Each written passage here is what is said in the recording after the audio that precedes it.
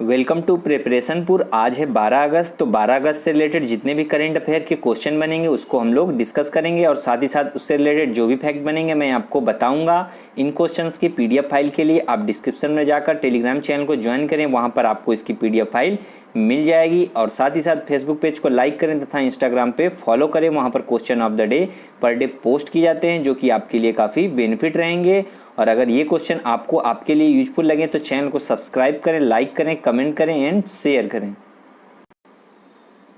First question है, खादी और ग्रामोद्योग आयोग के द्वारा किस पूर्वोत्तर राज्य में रेशम का अपनी तरह का पहला प्रशिक्षण सह उत्पादन केंद्र खोला जाएगा? तो इसका जो आंसर हो जाएगा वो हो जाएगा अरुणाचल प्रदेश। देखिए यह जो केंद्र है वो सितंबर के पहले सप्ताह में चुल्लियू के आदिवासी गांव में शुरू होने वाला है और चुल्लियू गांव के 25 स्थानीय कारीगरों के पहले बैच को जो है प्रशिक्षण देने के लिए इसमें चुना गया है। अब देखिए बात यहाँ पर KVIC की है तो इसको समझ लेते हैं। तो इसकी जो फुल फॉर्म होती है वो होती है khadi village and industries commission. मैं फिर से रिपीट कर दे रहा हूँ, इसकी फुल फॉर्म होती है khadi village and industries commission, जिसे हिंदी में कहते हैं खादी और ग्रामोद्योग आयोग। या भारत सरकार द्वारा जो है अप्रैल 1957 में संसद के खादी और ग्रामोद्योग आयोग अधिनियम 1956 के तहत जो है गठित एक वैधानिक निकाय है और इसका जो हेडक्वार्टर है यानी कि मुख्यालय है वो है मुंबई में।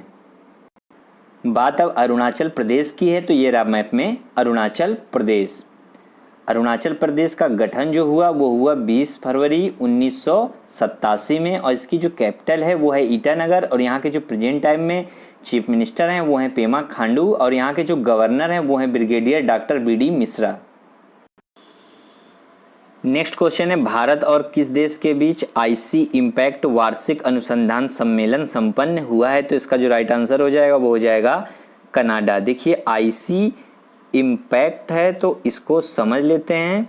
तो देखिए इसकी जो फुल फॉर्म होती है वो होती है IC यानी कि सेंटर फॉर इनोवेटिव और इम्पैक्ट यानी कि multidisciplinary partnership to accelerate community transformation and sustainability. मैं फिर से रिपीट कर दे रहा हूँ, देखिए centre for innovative multidisciplinary partnership to accelerate community transformation and sustainability यानी कि IC इम्पैक्ट वार्षिक अनुसंधान सम्मेलन। ये देखिए IC इम्पैक्ट के परिणाम स्वरूप जो है दोनों देशों के बीच 1129 प्रकाशन, 63 द्विपक्षीय अनुसंधान परियोजनाएं, 24 प्रौद्योगिकी परिनियोजन, 352 भागीदारी और 29 पेटेंट और प्रौद्योगिकी प्रयोग हुए हैं।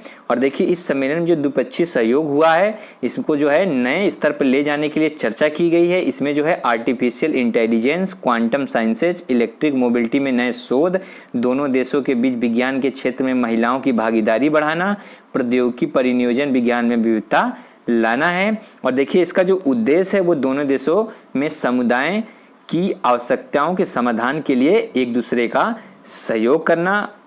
और जो IC इम्पैक्ट के तहत दोनों देशों के बीच अनुसंधान सहयोग हुआ है वो इस प्रकार है कि देखिए इसमें जो है हरित इमारतें और स्मार्ट शहर, आग के दौरान इमारतों में रहने वाले लोगों की सुरक्षा के उपाय, एकीकृत जल प्रबंधन और सुरक्षित और स्थायी बुनियादी ढांचा, जल जनित और संक्रामक रोगों से उत्पन्न स्वास्थ्य सेवाओं को उपलब्ध कराना। ये बात अब यहाँ पर कनाडा की है तो कनाडा की जो कैपिटल है वो है ओटावा और यहाँ के जो प्राइम मिनिस्टर हैं यानी कि PM है वो हैं जस्टिन ट्रूडो और यहाँ की करेंसी जो है वो है कनाडियन डॉलर। और देखिए यहाँ से क्वेश्चन आपको ये याद रखना है कि कनाडा और अमेरिका को डिवाइड करने वाली जो लाइन है, डिवाइडिंग लाइन है, उसे कहते हैं 49th पैरेलल। नेक्स्ट क्वेश्चन है, हाल ही में EPFO ने कोविड-19 महामारी के दौरान किस ऐप के द्वारा बिना किसी बाधा के निरंतर सेवा सुनिश्चित की है? तो इसका जो आंसर हो जाएगा वो हो जाएगा उमंग। देखिए वर्तमान में जो है कोई भी PF सदस्य उमंग ऐप का उपयोग करके अपने मोबाइल फ़ोन पर EPFO की 16 विभिन्न सेवाएं प्राप्त कर सकता है। ये सेवाएं पाने के लिए जो है एक सक्रिय सार्वभौमिक खाता संख्या और EPFO में जो है पंजीकृत मोबाइल नंबर रहना आवश्यक है। देखिए बात यहाँ पर EPFO की है तो इसकी जो फुल फॉर्म होती है वो होती है एम्प्लॉयज प्रोविडेंट फंड ऑर्गेनाइजेशन। मैं फिर से रिपीट कर दे रहा हूँ, इसकी फुल फॉर्म होती है एम्प्लॉयज प्रोविडेंट फंड ऑर्गेनाइजेशन, जिसे हिंदी में कहते हैं कर्मचारी भविष्य निधि संगठन या केंद्रीय न्यासी बोर्ड की सहायता के लिए एक संगठन है और इसको जो है 4 मार्च 1952 को स्थापित किया गया था। इसका जो मुख्यालय है वो है नई दिल्ली में। अब देखिए बात उमंग ऐप की है, तो उमंग का जो पूर्ण रूप है वो है unified mobile application for new age governance. इसकी फुल फॉर्म क्या है? इसकी फुल फॉर्म है unified mobile application for new age governance. यह भारत सरकार का एकीकृत सुरक्षित मल्टी चैनल मल्टी प्लेटफॉर्म बहुभाषी बहुसेवा मोबाइल ऐप है। इसे 2017 में लॉन्च किया गया था। नेक्स्ट क्वेश्चन है, हाल ही में किस आईआईटी ने BEEG नामक स्वदेशी सीड बॉल विकसित की है? तो इसका जो आंसर हो जाएगा वो हो जाएगा कानपुर आईआईटी। देखिए अभी जो है उत्तर प्रदेश में स्थित आईआईटी कानपुर ने जो है BEEG नामक स्वदेशी सीड बॉल विकसित की है। BEEG यानी कि bio compost enriched eco friendly globule. मैं फिर से रिपीट कर दे रहा हूं, इसकी जो फुल फॉर्म है वो है bio compost enriched eco friendly globule, जिसे हिंदी में कहते हैं बायो संगोष्ठ समृद्ध पर्यावरण के अनुकूल ग्लोब्यूल। देखिए इसमें जो है BEEG को जल्दी अंकुरित करने के लिए सही अवयवों और बीजों से समृद्ध किया गया है और यह मानसून का उपयोग करने का सबसे अच्छा तरीका है। यह कोरोना समय में जो है सुरक्षा के साथ वृक्षारोपण में लोगों और किसानों की मदद करेगा और लोगों को रोजगार भी इसके द्वारा प्रदान करेगा। सीड बॉल्स में जो है देसी किस्म के बीज को खाद और मिट्टी से कवर कर दिया गया है और पौधे लगाने के लिए देखिए इसमें जो है गड्ढे खोदने की कोई आवश्यकता नहीं है। इन सीड बॉल्स को जो है लक्षित स्थानों पर फेंकना है और पानी के संपर्क में आने पर जो है ये अंकुरित हो जाएंगे। नेक्स्ट क्वेश्चन है, हाल ही में किसने गंदगी मुक्त भारत अभियान की घोषणा की है? तो इसका जो आंसर हो जाएगा वो हो जाएगा प्रधानमंत्री नरेंद्र मोदी। देखिए हाल ही में जो है अपने देश के प्रधानमंत्री नरेंद्र मोदी ने गंदगी मुक्त भारत अभियान की घोषणा की है। कोरोना महामारी के खिलाफ लड़ाई में जो है एक महत्वपूर्ण उपाय के रूप में स्वच्छता को रेखांकित करते हुए इस अभियान की घोषणा की गई है और ये जो अभियान है ये 8 से 15 अगस्त तक चलाया जाएगा। इसके तहत पूरे सप्ताह के लिए दैनिक गतिविधियों की रूपरेखा निर्धारित की गई है। देखिए इस अभियान के तहत जो है पेयजल एवं स्वच्छता विभाग के कर्मियों द्वारा जिला से लेकर ग्राम स्तर के समस्त समुदायों को स्वच्छता एवं स्वास्थ्य के सकारात्मक पहलुओं के प्रति जागरूक किया जाएगा। और देखिए एक क्वेश्चन यहाँ से आपको ये भी याद रखना है कि हाल ही में जो है प्रधानमंत्री नरेंद्र मोदी ने स्वच्छ भारत मिशन पर एक राष्ट्रीय स्वच्छता केंद्र का भी उद्घाटन किया है। नेक्स्ट क्वेश्चन है, हाल ही में किसने online dashboard national infrastructure pipeline का उद्घाटन किया है? तो इसका जो आंसर हो जाएगा वो हो जाएगा वित्त मंत्री निर्मला सीतारमण। देखिए हाल ही में जो है वित्त मंत्री निर्मला सीतारमण ने जो है नई दिल्ली में वीडियो कॉन्फ्रेंसिंग के द्वारा online dashboard national infrastructure pipeline यानी कि NIP का उद्घाटन किया है। इस डैशबोर्ड के द्वारा जो है बुनियादी क्षेत्र की परियोजनाओं के बारे में सभी जानकारियां इसके द्वारा मिलेंगी और इस डैशबोर्ड का संचालन जो है इंडिया इन्वेस्टमेंट ग्रिड के माध्यम से किया जा रहा है। India investment grid online platform है जिस पर जो है देश में निवेश की संभावनाओं और स्थितियों को वास्तविक समय में दर्शाया जाता है और देखिए इससे जो है रोजगार के नए अवसर उपलब्ध होंगे, जीवन यापन को आसान बनाया जा सकेगा और सभी के लिए बुनियादी ढांचे की समान पहुंच सुनिश्चित होगी। नेक्स्ट क्वेश्चन है, हाल ही में किस राज्य ने इंदिरा वन मितान योजना का शुभारंभ किया है? तो इसका जो आंसर हो जाएगा वो हो जाएगा छत्तीसगढ़।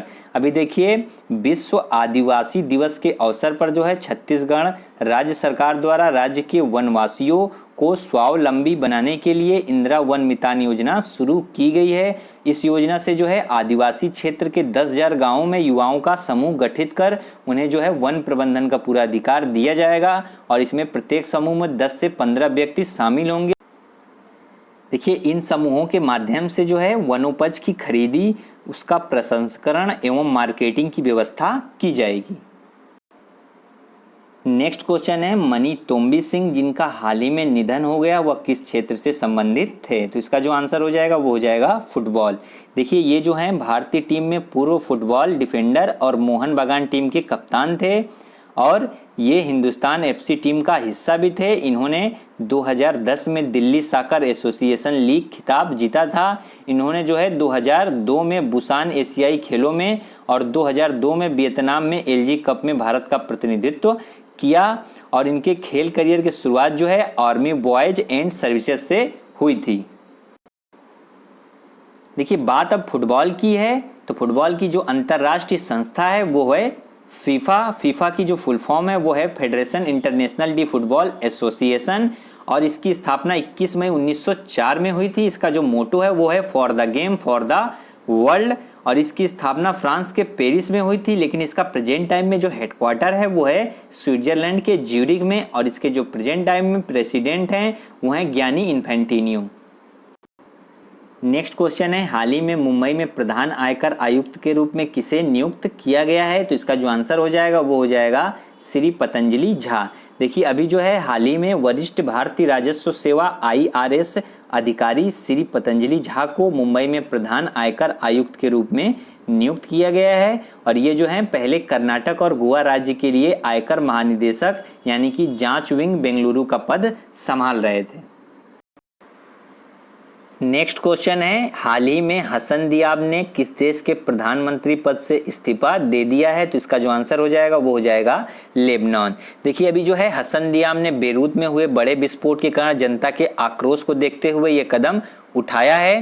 देखिए अभी जो है बेरूत के बंदरगाह में 4 अगस्त को एक भयंकर विस्फोट हुआ था, जिसमें 160 से अधिक लोग की मौत हो गई और लगभग 6000 लोग घायल हो गए थे, जिसके कारण इन्होंने इस्तीफा दिया है। और देखिए लेबनान के जो प्रेजेंट टाइम के राष्ट्रपति हैं मिशेल ओन ने जो है दियाब सरकार का इस्तीफा स्वीकार कर लिया और उन्हें एक नई कैबिनेट के जो है गठन तक कार्यवाहक प्रधानमंत्री के रूप में बने रहने के लिए कहा है।